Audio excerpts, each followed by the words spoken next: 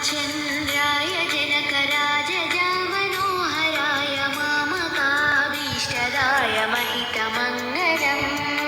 रामचन्द्राय जनकराजजामनोहराय मामकाभीष्टदाय महितमङ्गलम्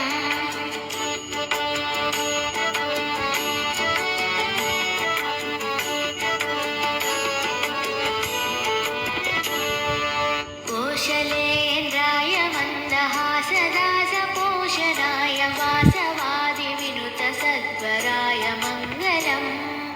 कोशलेन्द्राय मन्दहासदासपोषणाय वासवादिविनुतसद्वराय मङ्गलम्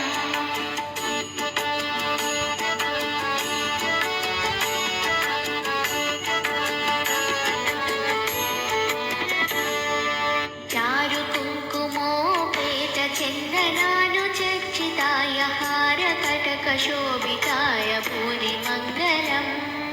चारुकुङ्कुमोपेतचन्दनानुचर्चिताय हारकटकशोभिताय भूरिमङ्गलम्